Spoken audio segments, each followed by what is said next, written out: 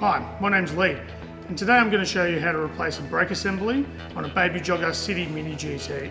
So first thing I would do would be remove the seat and canopy from the stroller itself, to allow easier access to get to the brake assembly. Now firstly, we'd undo 2 screws, one on either side, using a Phillips head screwdriver, which I'll do so now.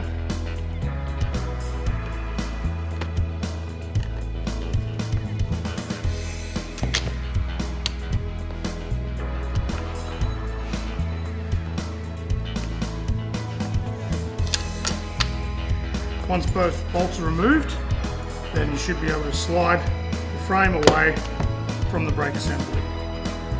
You may also want to spray a slight amount of silicone spray to help it come on and off a lot easier.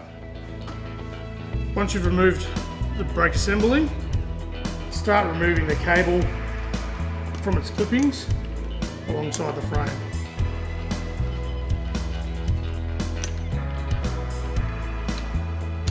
Get to the top. Up the top there is a lever that's fastened by one screw, which you can undo with a Phillips head screwdriver. You'll feel the bolt start to loosen as it undoes itself from the inside, at which point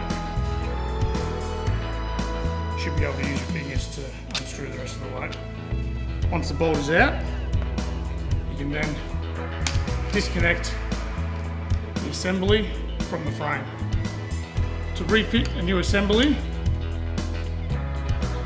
simply reconnect and line the holes up and slide the bolt into position.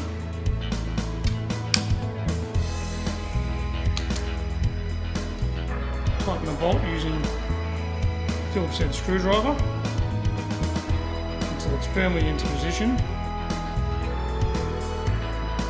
Once you've fastened the top, you can work your way down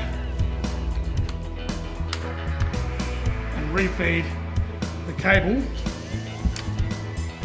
back into the catches. 1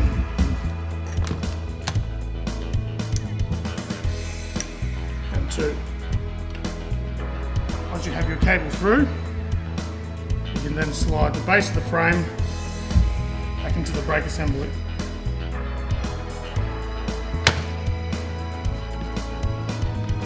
Once that's all locked into position, put the bolts back in on either side.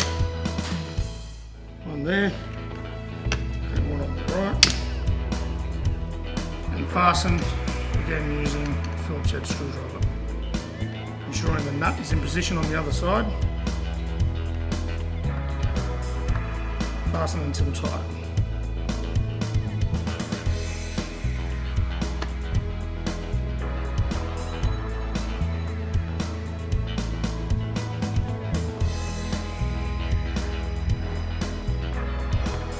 Once both sides are nice and tight, you want to make sure that your brake assembly works correctly.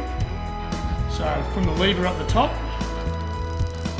put the brakes on lock and release, lock and release.